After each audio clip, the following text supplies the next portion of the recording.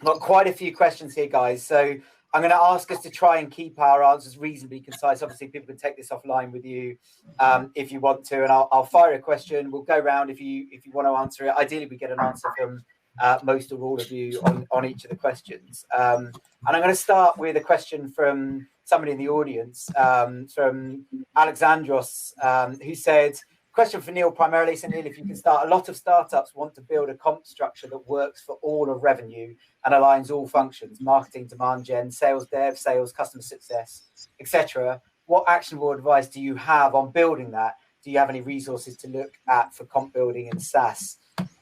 He also says, would you be open to a chat? So maybe you can follow that afterwards. But probably a question for Neil. Matt will have a say on this as well, I'm sure. Neil, do you want to kick us off with that question?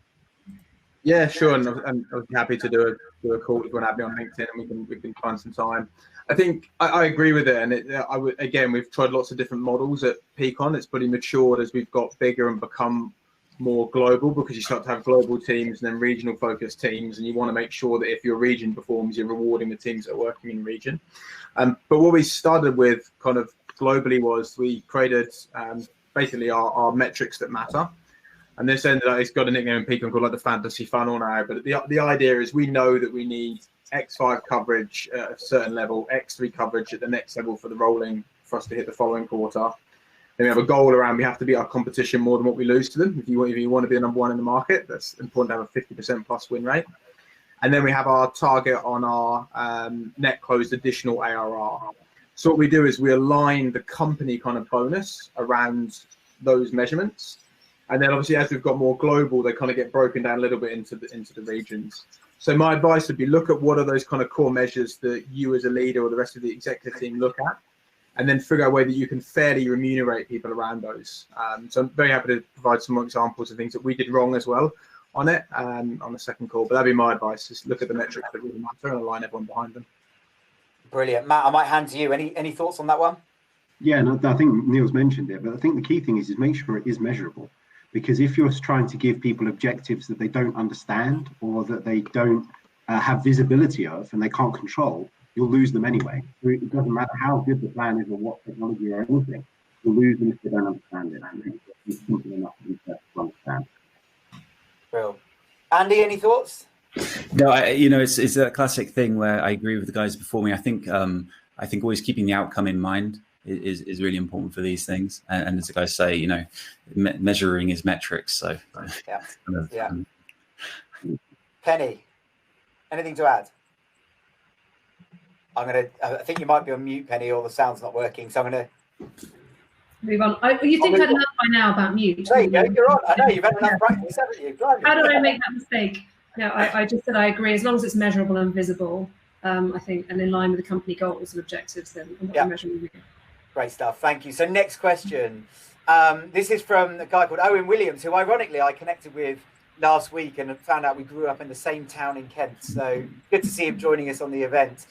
He asked, do you believe the traditional annual employee survey still has a place as being a useful tool for employees to give anonymous feedback and the leadership team to receive genuine feedback? I might start, question for all of you, but I might start with Penny this time around and go the other way, if that's okay. Penny, any thoughts? First of all, I think, yes, it's really critical that you get employee feedback, 100%, particularly in a startup, grow up, scale up company. Absolutely critical, because a lot of the people in management haven't managed or run businesses before necessarily. Plus, you're trying to grow and bring people together, make sure that they're moving in the same direction, make sure they feel passionately against the mission and the goals.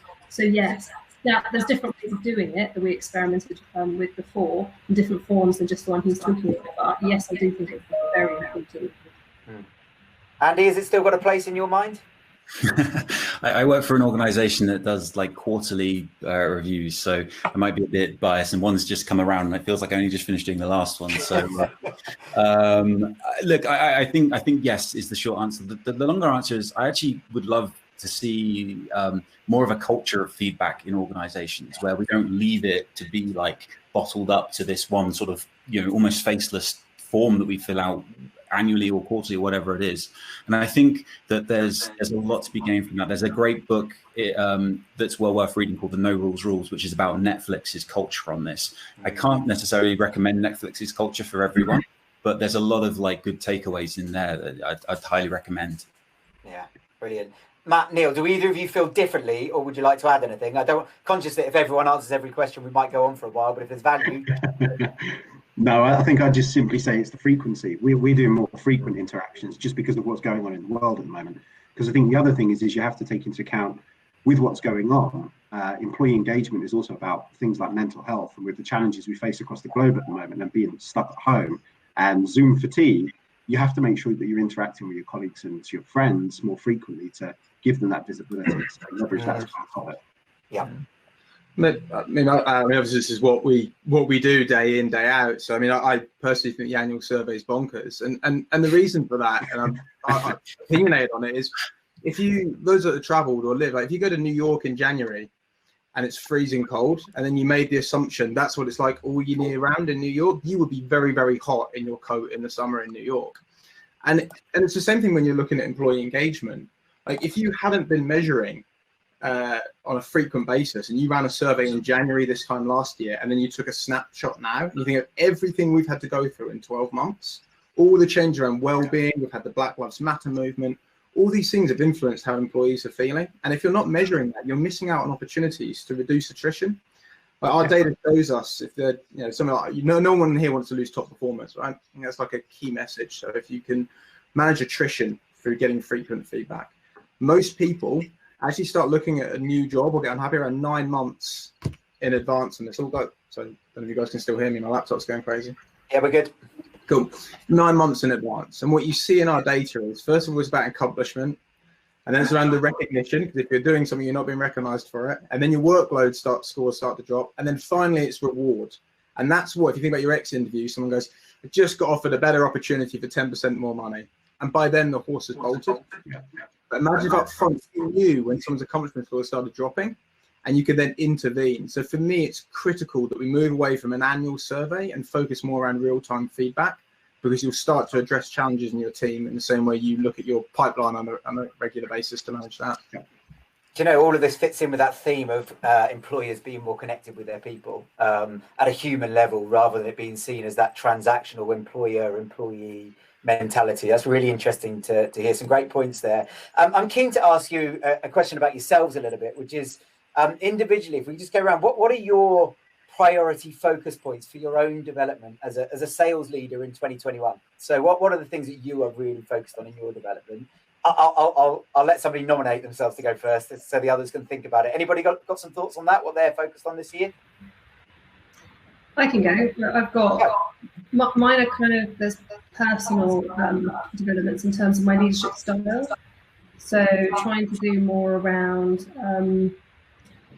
active listening, thinking about how I manage and work with a team remotely. So I'm doing a lot around that. So I think I'm trying to look at how do I adapt my leadership style to be effective in this environment this year. Yeah, I think that's what I'm focusing on this year, personally. Brilliant. Who's up next? I'm happy to jump in. And I mean, I get regular feedback in Peakon, so I find out pretty quickly when my team are not happy with me. For me, there's two things I want to work on. As we become more global, it's made me a lot more aware around taking a better understanding and learning around the challenges that different teams face around diversity, equity, and inclusion. And I think that's one of those things that I would always say is important. I'd like to think I'm doing a good job of it, but it's only now that we've started to dive into it, I realize perhaps some of the gaps that I have in the way that I'm running teams. So that's one area. And then the second is, and James on his work with me, I love winning, and I sometimes dive in too quickly. And I think for me, it's making sure that, I hire people that have great talent and I let them get on with it and make sure that I'm there to support them and move things out of the way versus try to rush in and solve all the problems for them. So brilliant. Two things I have to check myself on this year. Go on, Matt, you're up next. So I was actually going to say the same one as what Neil did. I love being in the trenches with the team and being part of every interaction.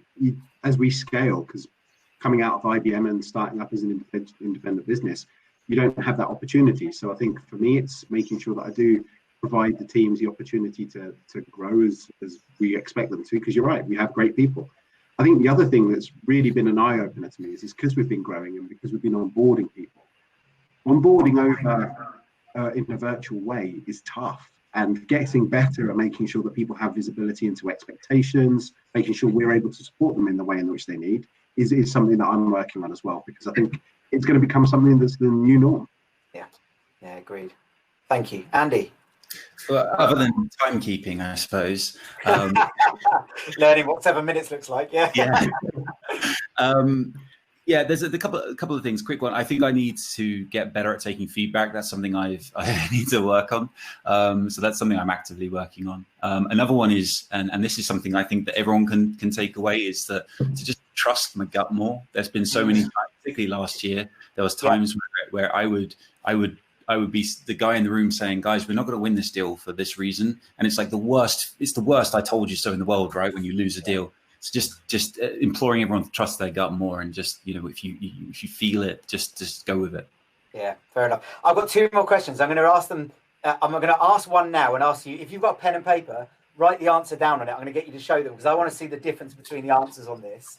But in the meantime, while you're writing them down, I'll ask the other question first. So could each of you maybe go around? The first question that I want you to write the answer to is, when it comes to comp plans, Matt, I know this is something you've talked about, how regularly should you be reviewing comp plans for your revenue team? So is that something you do annually, every 2 years, every 6 months, or quarterly? I just want you to write it down so that we don't just copy each other, and see what the variety of answers is. In the meantime, though, could I just get in, we'll wrap up on that one after this question. Could I just get you to look at yourselves as a sales leader now and just say, what is the one thing that you've tried across 2020 that didn't work? Because I find in these 7-minute talks, we often talk about the things that work really well, the things that people should be doing. But how about we try and give our audience something that they definitely shouldn't try, that didn't work for you last year, or indeed first thing this year? So anybody got something they'd like to share in terms of something that failed for them in the last 12 months? I've got a couple, one probably pandemic linked, and then one just generally from a strategic point of view. One was I went overboard on coffee check-ins in my desperation to manage like communications dropping off, and the fact that I'm used to being on a plane and seeing people, and we went too far on it, and then we ended up in this situation where we dropped engagement because we're trying to almost force coffee conversations that didn't need to happen. So I think that's why we shifted that kind of UAD thing, and like it gives it a little bit more structure, but in an informal conversation. I think just being careful of not overdoing the pub quizzes and that stuff. You need to be sensitive to the fact that people are probably doing them at home with family as well. So that'd be one for me. Thank you. Cool. Anybody else got something they failed at, or that they can learn from? Yeah, I have one. It's an interesting one, because we kind of came into 2020 with big growth plans and big hiring plan off the back of that, and it was regional expansion. So whilst we had customers globally, in EMEA, it was like let's double down and set up offices in these regions. And when COVID happened, we couldn't do that anymore. We couldn't have offices. All of the beachheads, if you like, were decimated. And the lesson that I took from that was that we should have pivoted those resources that we had hired and pointed towards these new regions and put them to work where we did have pipeline, rather than kind of keep calm and carrying on as we did. Well, thank you. Penny? I think mine was slightly linked to the talk in the go-to-market plan. I think we did that, but I didn't bring enough businesses into it. So I think we led from sales, marketing fed in, and productivity against the program, but we weren't robust and clear enough with it. And then it's not only doing it, but then surfacing it across the business, and then working against it.